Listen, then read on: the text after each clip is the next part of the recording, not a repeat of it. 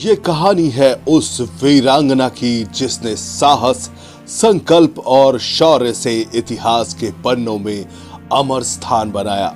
ये कहानी है झांसी की रानी लक्ष्मीबाई की, जिन्होंने कहा था, मैं अपनी झांसी नहीं दूंगी।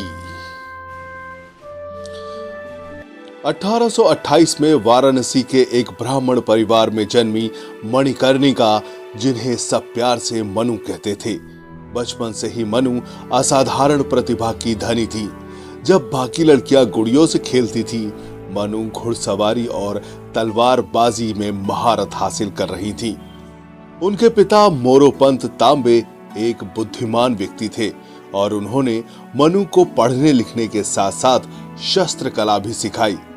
उनके अंदर बचपन से ही एक योद्धा की झलक थी। 14 साल की उम्र में मणिकर्णिका का विवाह झांसी के राजा गंगाधर राव के साथ हुआ। विवाह के बाद उन्हें लक्ष्मीबाई का नाम दिया गया।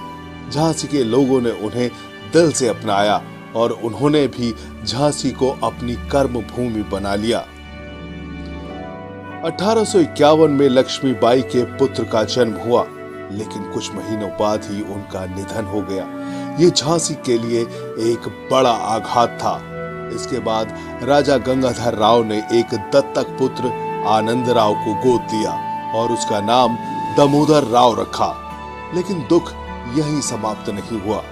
1853 में राजा गंगाधर राव का निधन हो गया। राजा के निधन के बाद ब्रिटिश ईस्ट इंडिया कंपनी ने अपनी डॉक्ट्रिन ऑफ लैप्स नीति लागू कर दी। इसके तहत झांसी को ब्रिटिश साम्राज्य में मिलाने की योजना बनाई गई, लेकिन रानी लक्ष्मीबाई ने साफ कह दिया, मैं अपनी झांसी नहीं दूंगी। जब तक मेरे शरीर में जान है, मैं अपनी झांसी की रक्षा करूंगी। 1857 का साल पूरे भारत में विद्रोह का साल था। यह पहली स्वतंत्रता संग्राम की शुरुआत थी। रानी लक्ष्मीबाई ने इस क्रांति का नेतृत्व किया। उन्होंने अपनी सेना तैयार की, जिसमें महिलाओं को भी शामिल किया गया। उनकी सेना में झलकारी बाई जैसी वीर महिलाएं थीं। रानी ने खुद मोर्चा संभाला और युद्ध की रणनीति तैयार की। उनके शौर्य और नेतृत्व ने अंग्रेजों को कई बार हार का सामना कराया। 1858 में अंग्रेजों ने झांसी पर हमला किया। सर ह्यू रोज के नेतृत्व में अंग्रेजी सेना ने झांसी को चारों ओर से घेर लिया, लेकिन रानी झांसीबाई ने हार नहीं मानी। उन्होंने बहादुरी से युद्ध लड़ा और झांसी की रक्षा की। जब झांसी का किला टूटने लगा, रानी ने अपने बेटे को पीठ पर बांध लिया और किले से बाहर निकलने का फैसला लिया। वो अपनी सेना के साथ कालपी और ग्वालियर की ओर बढ़ी। 18 जून 1858 को ग्वालियर के पास रानी लक्ष्मीबाई ने अपनी आखिरी लड़ाई लड़ी। वो पुरुषों के वेश में लड़ती रही और अंग्रेजों को कड़ी टक्कर दी, लेकिन आखिरकार वो वीर गति को प्राप्त हुई। रानी लक्ष्मीबाई ने अपने प्राणों की आहुति देकर ये साबित कर दिया कि नारी शक्ति क्या होती है। उनकी मौत ने भारत के स्वतंत्रता संग्राम को नई ऊर्जा दी। रानी लक्ष्मीबाई सिर्फ एक योद्धा नहीं थी, वो एक आदर्श थी। उनकी कहानी हर महिला को ये सिखाती है कि जब हिम्मत और जुनून हो तो असंभव कुछ भी नहीं। आज भी उनकी वीरता हर भारतीय के दिल में जिंदा है। रानी लक्ष्मीबाई का नाम हमेशा गर्व और सम्मान के साथ लिया जाएगा।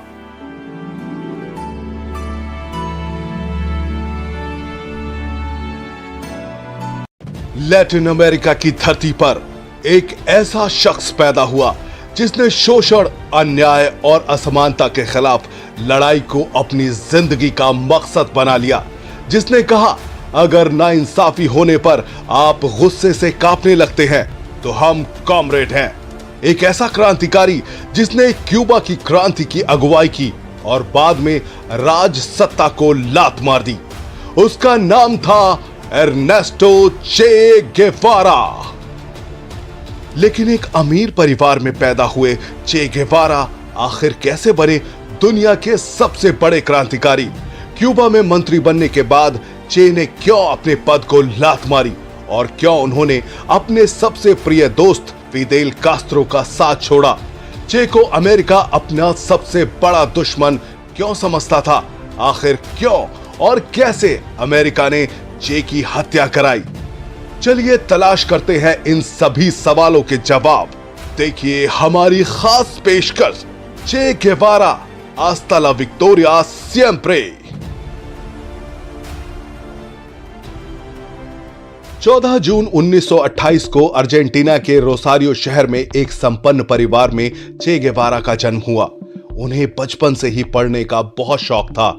किताबों में डूबे रहने वाले चे को जब समय मिलता था तो वे समाज के बारे में सोचते थे।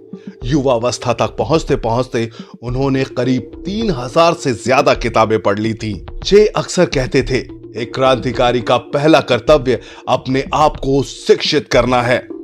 उन्होंने मेडिकल की पढ़ाई की क्योंकि वो डॉक्टर बनकर लोगों की मदद करना चाहते थे। चे जब बड़े हुए तो उन्होंने अपने दोस्तों के साथ लैटिन अमेरिका की मोटरसाइकिल यात्रा का फैसला किया। इस यात्रा ने चे की जिंदगी को पूरी तरह बदल दिया। उन्होंने देखा कि कैसे अमीर और गरीब के बीच की खाई ने इंसानियत को कुचल दिया है। उन्होंने गरीब किसानों की आंखों में बेबसी और अमीरों के अत्याचार देखे। इस यात्रा ने चे को सिखाया कि शोषण और असमानता की वजह से उनके देश में गरीबी और दरिद्रता फैली हुई है और गरीबी केवल एक देश की समस्या नहीं है। उन्होंने अपने अनुभवों को एक डायरी में लिखा जो बाद में मोटरसाइकिल डायरीज के नाम से पूरी दुनिया में मशहूर हुई। यात्रा से लौटने के बाद चे गेवारा ने यह तय किया कि वो अपनी जिंदगी दबे कुचले और बेबस लोगों के लिए समर्पित करेंगे। उनकी इस सोच ने उन्हें क्यूबा की क्रांति में शामिल होने के लिए प्रेरित किया। 1955 में चे गेवारा ने मशहूर क्रांतिकारी फिदेल कास्त्रो से मुलाकात की।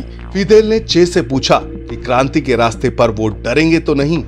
इस पर चे ने कहा कि वो घुटनों पर बैठकर जीने से बेहतर खड़े होकर गोली खाना पसंद करेंगे।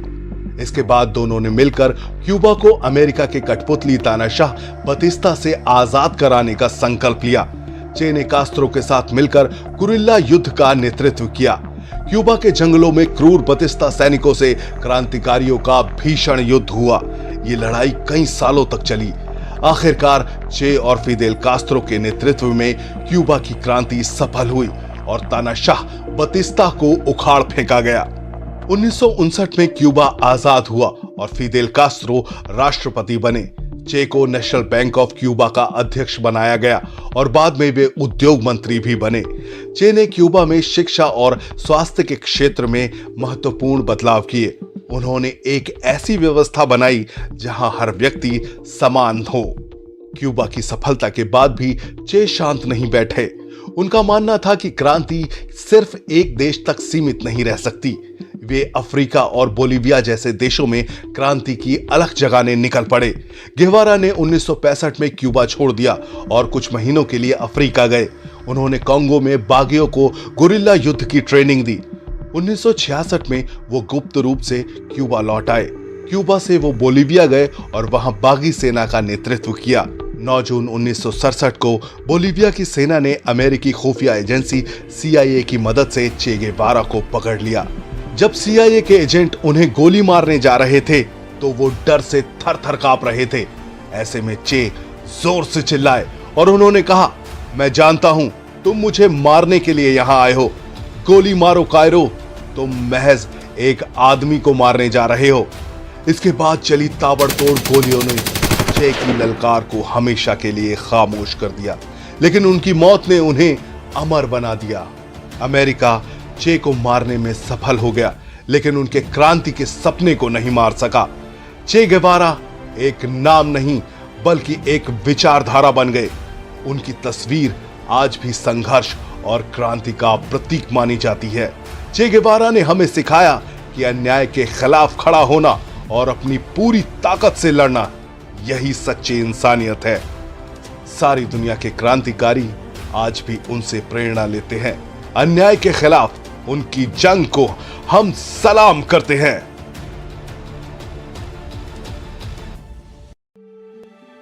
बच्चों, आज हम आपके लिए लेकर आए हैं एक और महान क्रांतिकारी चंद्रशेखर आजाद की कहानी। चंद्रशेखर आजाद इतने बड़े क्रांतिकारी थे कि उन्होंने अपने खून से भारत मां का तिलक किया और भारत को आजाद कराने के लिए अपने प्राणों की आहुति दी। इलाहाबाद के अल्फ्रेड पार्क में जब अंग्रेजों से उनकी मुठभेड़ हुई तो उन्होंने दर्जनों अंग्रेज सैनिकों का अकेले सामना किया। वो करीब आधे घंटे तक गोलियों की बौछारों के सामने डटे रहे और अंग्रेजों को मुंह तोड़ जवाब दिया। जब वो घायल हो गए तो उन्होंने कहा कि जीते जी अंग्रेज मुझे कभी नहीं पकड़ पाएंगे। हम आजाद थे, आजाद हैं और आजाद रहेंगे। इसके बाद उन्होंने खुद को गोली मारकर भारत माता के चरणों में अपनी जिंदगी कुर्बान कर दी। ऐसे थे महान क्रांतिकारी चंद्रशेखर आजाद। उन्होंने बचपन में ही भारत माता को गुलामी की जंजीरों से आजाद कराने का संकल्प लिया था। बहुत कम लोग जानते हैं कि उनका असली नाम चंद्रशेखर तिवारी था। उनका नाम चंद्रशेखर आजाद कैसे पड़ा, इसके पीछे एक दिलचस्प किस्सा है। साल 1920 में महात्मा गांधी ने असहयोग आंदोलन छेड़ा। देश प्रेम की भावना से लबरेज चंद्रशेखर आजाद इसमें कूद पड़े। धरने प्रदर्शन के दौरान अंग्रेजों ने उन्हें गिरफ्तार कर लिया। जब उन्हें अंग्रेज जज के सामने पेश किया गया तो उन्होंने जज के होश उड़ा दिए। जब जज ने उनसे उनका नाम पूछा तो उन्होंने अपना नाम आजाद बताया। जज ने उनके पिता का नाम पूछा तो उन्होंने कहा स्वतंत्रता। जज गुस्से से लाल हो गया। उसने चंद्रशेखर से उनकी मां का नाम पूछा। उन्होंने कहा भारत माता। फिर अपने घर का पता उन्होंने जेल बताया। इस बात से जज इतना नाराज हुआ कि उसने चंद्रशेखर को कोड़े मारने की सजा सुनाई। जब चंद्रशेखर को कोड़े मारे जा रहे थे तो लोग डर रहे थे, लेकिन उन्होंने उफ तक नहीं की। उन्होंने हर कोड़े पर भारत माता की जय का नारा लगाया। कोड़े मारने के बाद सजा भुगतने के एवज में उन्हें 3 आने दिए गए तो उन्होंने वो 3 आने जेलर के मुंह पर मार दिए। इस घटना को देखने वाले लोगों ने उन्हें आजाद आजाद कहना शुरू किया। हर कोई उन्हें चंद्रशेखर आजाद कहकर पुकारने लगा।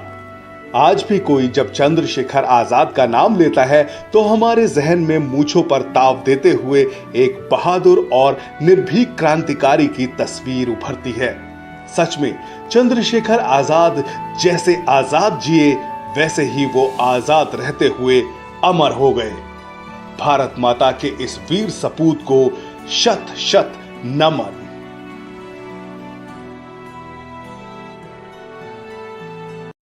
झारखंड की धरती पर एक ऐसा सितारा चमका जिसने अंग्रेजों के अत्याचार के खिलाफ क्रांति की ज्वाला को भड़काया।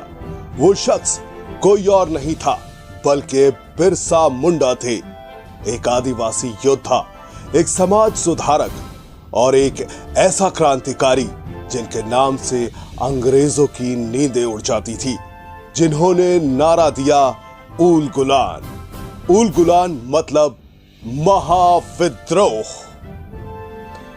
बिरसा मुंडा का जन्म 15 नवंबर 1875 को झारखंड के उलिहातू गांव में हुआ था।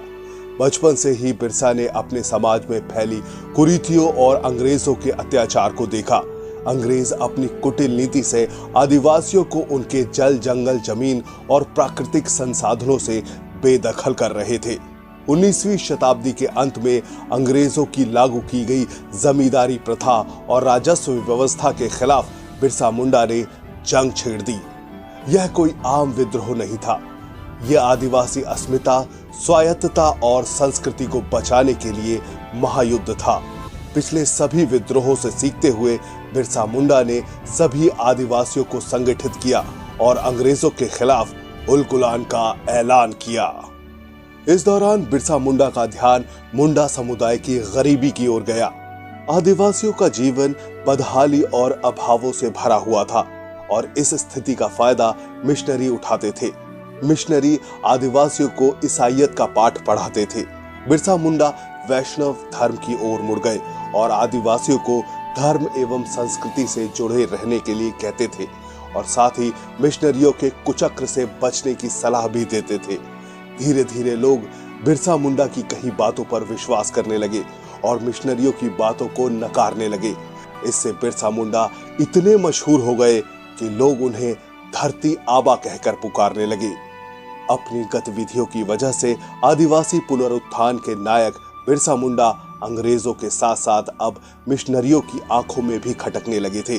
अंग्रेजों और मिशनरियों को अपने मकसद में बिरसा मुंडा सबसे बड़े बाधक लगने लगे। आखिरकार 3 फरवरी 1900 को अंग्रेजों ने षड्यंत्र कर बिरसा मुंडा को चक्रधरपुर के जाम को पाए जंगल में गिरफ्तार कर लिया। अंग्रेजों के पास बिरसा मुंडा के खिलाफ कोई सबूत नहीं था। अंग्रेज बिरसा मुंडा के खिलाफ कोई बड़ा केस नहीं बना पाए। ऐसे में उनके जल्द ही छूटने की उम्मीद थी। इस बीच 9 जून 1900 की सुबह उन्हें अचानक उल्टियां होने लगी और वो अचेत होकर जेल में ही गिर पड़े। डॉक्टर ने उनकी नाड़ी देखी तो पता चला कि उनका निधन हो गया था। इतिहासकार मानते हैं कि उन्हें जहर दिया गया था। बिरसा मुंडा की शहादत ने आदिवासियों को एक नई दिशा दी। उनका संघर्ष आज भी प्रेरणा का स्रोत है। बिरसा मुंडा का नाम हमेशा इतिहास के सुनहरे पन्नों में चमकता रहेगा। वो एक सच्चे देशभक्त थे, एक वीर सपूत थे और एक आदिवासी आंदोलन के प्रणेता थे। बिरसा मुंडा हमेशा अमर रहेंगे। जब जब आदिवासी विद्रोह की बात होगी, धरती आबा का नाम पहली पंक्ति में लिया जाएगा।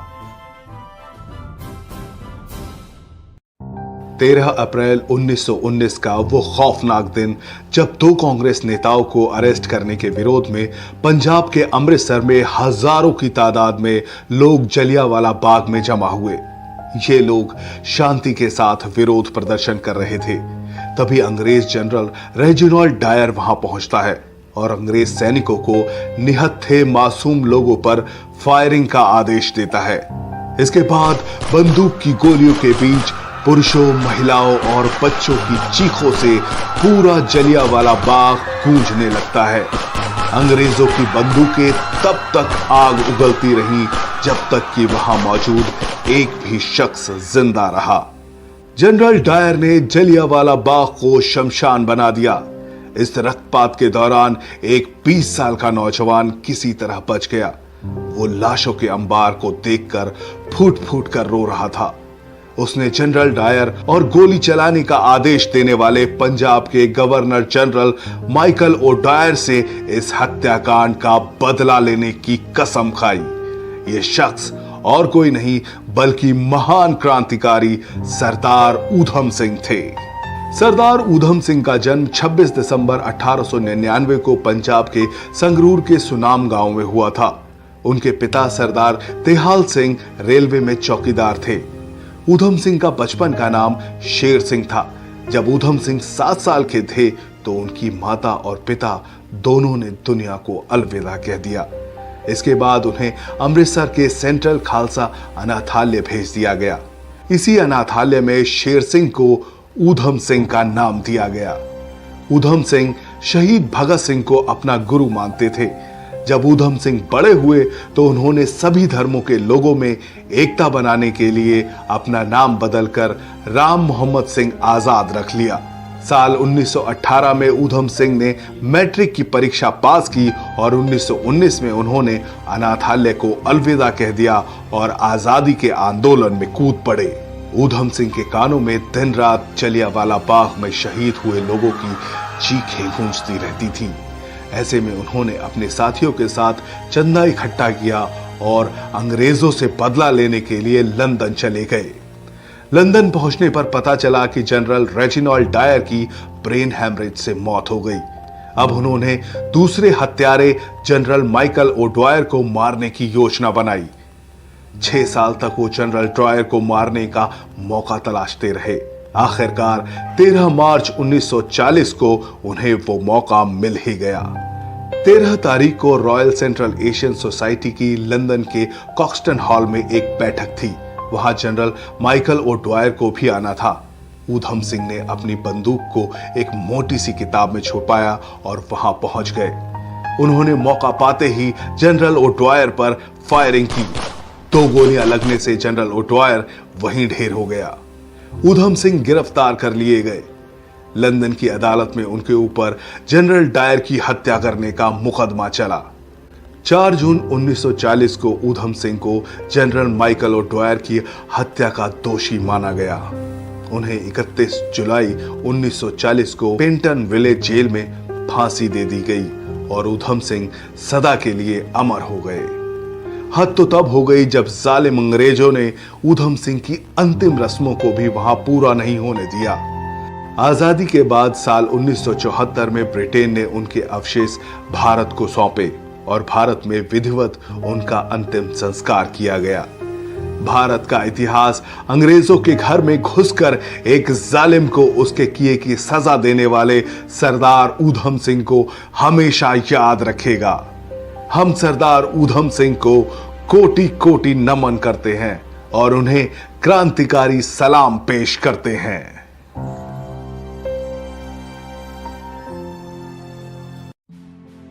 ये कहानी है उस वीरांगना की जिसने साहस, संकल्प और शौर्य से इतिहास के पन्नों में अमर स्थान बनाया। ये कहानी है झांसी की रानी लक्ष्मीबाई की, जिन्होंने कहा था, मैं अपनी झांसी नहीं दूंगी। 1828 में वाराणसी के एक ब्राह्मण परिवार में जन्मी मणिकर्णिका, जिन्हें सब प्यार से मनु कहते थे। बचपन से ही मनु असाधारण प्रतिभा की धनी थी। जब बाकी लड़कियां गुड़ियों से खेलती थी, मनु घुड़सवारी और तलवारबाजी में महारत हासिल कर रही थी। उनके पिता मोरोपंत तांबे एक बुद्धिमान व्यक्ति थे और उन्होंने मनु को पढ़ने लिखने के साथ साथ शस्त्र कला भी सिखाई। उनके अंदर बचपन से ही एक योद्धा की झलक थी। 14 साल की उम्र में मणिकर्णिका का विवाह झांसी के राजा गंगाधर राव के साथ हुआ। विवाह के बाद उन्हें लक्ष्मीबाई का नाम दिया गया। झांसी के लोगों ने उन्हें दिल से अपनाया और उन्होंने भी झांसी को अपनी कर्म भूमि बना लिया। 1851 में लक्ष्मीबाई के पुत्र का जन्म हुआ, लेकिन कुछ महीनों बाद ही उनका निधन हो गया। ये झांसी के लिए एक बड़ा आघात था। इसके बाद राजा गंगाधर राव ने एक दत्तक पुत्र आनंद राव को गोद दिया और उसका नाम दामोदर राव रखा। लेकिन दुख यहीं समाप्त नहीं हुआ। 1853 में राजा गंगाधर राव का निधन हो गया।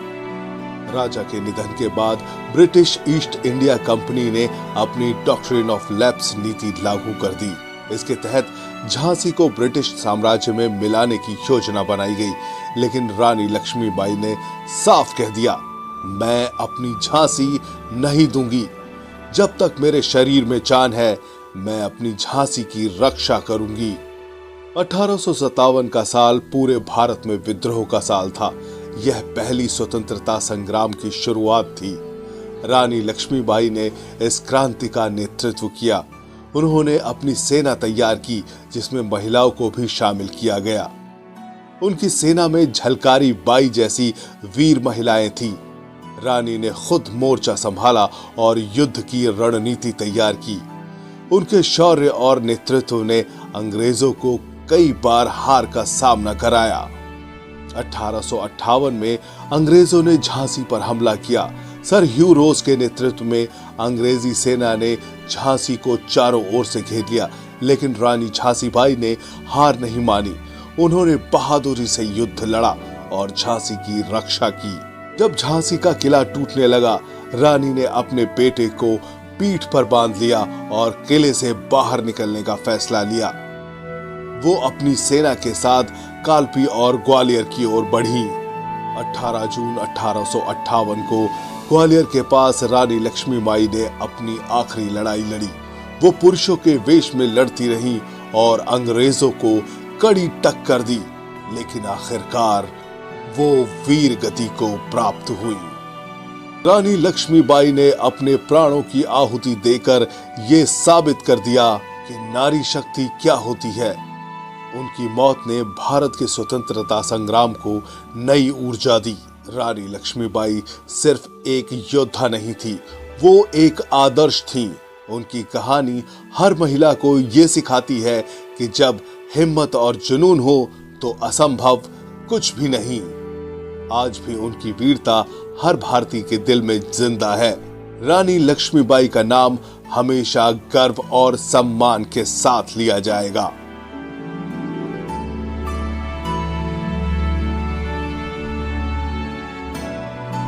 लैटिन अमेरिका की धरती पर एक ऐसा शख्स पैदा हुआ जिसने शोषण, अन्याय और असमानता के खिलाफ लड़ाई को अपनी जिंदगी का मकसद बना लिया। जिसने कहा, अगर नाइंसाफी होने पर आप गुस्से से कांपने लगते हैं तो हम कॉमरेड हैं। एक ऐसा क्रांतिकारी जिसने क्यूबा की क्रांति की अगुवाई की और बाद में राज सत्ता को लात मार दी। उसका नाम था एर्नेस्टो चे गेवारा। लेकिन एक अमीर परिवार में पैदा हुए चे गेवारा आखिर कैसे बने दुनिया के सबसे बड़े क्रांतिकारी? क्यूबा में मंत्री बनने के बाद चे ने क्यों अपने पद को लात मारी और क्यों उन्होंने अपने सबसे प्रिय दोस्त फिदेल कास्त्रो का साथ छोड़ा? चे को अमेरिका अपना सबसे बड़ा दुश्मन क्यों समझता था?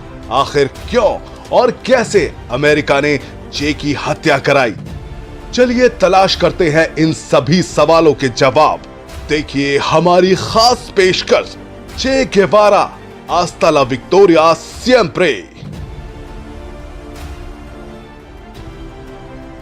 14 जून 1928 को अर्जेंटीना के रोसारियो शहर में एक संपन्न परिवार में चे गेवारा का जन्म हुआ। उन्हें बचपन से ही पढ़ने का बहुत शौक था। किताबों में डूबे रहने वाले चे को जब समय मिलता था तो वे समाज के बारे में सोचते थे। युवावस्था तक पहुंचते पहुंचते उन्होंने करीब 3000 से ज्यादा किताबें पढ़ ली थी। चे अक्सर कहते थे, एक क्रांतिकारी का पहला कर्तव्य अपने आप को शिक्षित करना है। उन्होंने मेडिकल की पढ़ाई की क्योंकि वो डॉक्टर बनकर लोगों की मदद करना चाहते थे। चे जब बड़े हुए तो उन्होंने अपने दोस्तों के साथ लैटिन अमेरिका की मोटरसाइकिल यात्रा का फैसला किया। इस यात्रा ने चे की जिंदगी को पूरी तरह बदल दिया। उन्होंने देखा कि कैसे अमीर और गरीब के बीच की खाई ने इंसानियत को कुचल दिया है। उन्होंने गरीब किसानों की आंखों में बेबसी और अमीरों के अत्याचार देखे। इस यात्रा ने चे को सिखाया कि शोषण और असमानता की वजह से उनके देश में गरीबी और दरिद्रता फैली हुई है और गरीबी केवल एक देश की समस्या नहीं है। उन्होंने अपने अनुभवों को एक डायरी में लिखा जो बाद में मोटरसाइकिल डायरीज के नाम से पूरी दुनिया में मशहूर हुई। यात्रा से लौटने के बाद चे गेवारा ने यह तय किया कि वो अपनी जिंदगी दबे कुचले और बेबस लोगों के लिए समर्पित करेंगे। उनकी इस सोच ने उन्हें क्यूबा की क्रांति में शामिल होने के लिए प्रेरित किया। 1955 में चे गेवारा ने मशहूर क्रांतिकारी फिदेल कास्त्रो से मुलाकात की। फिदेल ने चे से पूछा कि क्रांति के रास्ते पर वो डरेंगे तो नहीं। इस पर चे ने कहा कि वो घुटनों पर बैठकर जीने से बेहतर खड़े होकर गोली खाना पसंद करेंगे। इसके बाद दोनों ने मिलकर क्यूबा को अमेरिका के कठपुतली तानाशाह बतिस्ता से आजाद कराने का संकल्प लिया। चे ने कास्त्रो के साथ मिलकर गुरिल्ला युद्ध का नेतृत्व किया। क्यूबा के जंगलों में क्रूर बतिस्ता सैनिकों से क्रांतिकारियों का भीषण युद्ध हुआ। ये लड़ाई कई सालों तक चली। आखिरकार चे और फिदेल कास्त्रो के नेतृत्व में क्यूबा की क्रांति सफल हुई और तानाशाह बतिस्ता को उखाड़ फेंका गया। 1959 में क्यूबा आजाद हुआ और फिदेल कास्त्रो राष्ट्रपति बने। चे को नेशनल बैंक ऑफ क्यूबा का अध्यक्ष बनाया गया और बाद में वे उद्योग मंत्री भी बने। चे ने क्यूबा में शिक्षा और स्वास्थ्य के क्षेत्र में महत्वपूर्ण बदलाव किए। उन्होंने एक ऐसी व्यवस्था बनाई जहां हर व्यक्ति समान हो। क्यूबा की सफलता के बाद भी चे शांत नहीं बैठे। उनका मानना था कि क्रांति सिर्फ एक देश तक सीमित नहीं रह सकती। वे अफ्रीका और बोलिविया जैसे देशों में क्रांति की अलग जगाने निकल पड़े। गेवारा ने 1965 में क्यूबा छोड़ दिया और कुछ महीनों के लिए अफ्रीका गए। उन्होंने कांगो में बागियों को गुरिल्ला युद्ध की ट्रेनिंग दी। 1966 में वो गुप्त रूप से क्यूबा लौट आए। क्यूबा से वो बोलिविया गए और वहां बागी सेना का नेतृत्व किया। 9 जून 1967 को बोलिविया की सेना ने अमेरिकी खुफिया एजेंसी CIA की मदद से चे गेवारा को पकड़ लिया। जब CIA के एजेंट उन्हें गोली मारने जा रहे थे तो वो डर से थर-थर कांप रहे थे। ऐसे में चे जोर से चिल्लाए और उन्होंने कहा, मैं जानता हूं तुम मुझे मारने के लिए यहां आए हो। गोली मारो कायरो, तुम महज एक आदमी को मारने जा रहे हो। इसके बाद चली ताबड़तोड़ गोलियों ने चे की ललकार को हमेशा के लिए खामोश कर दिया, लेकिन उनकी मौत ने उन्हें अमर बना दिया। अमेरिका चे को मारने में सफल हो गया, लेकिन उनके क्रांति के सपने को नहीं मार सका। चे गेवारा एक नाम नहीं बल्कि एक विचारधारा बन गए। उनकी तस्वीर आज भी संघर्ष और क्रांति का प्रतीक मानी जाती है।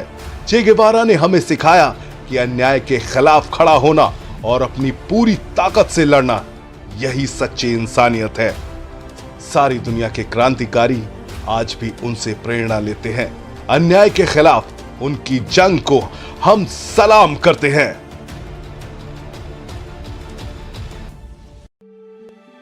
बच्चों, आज हम आपके लिए लेकर आए हैं एक और महान क्रांतिकारी चंद्रशेखर आजाद की कहानी।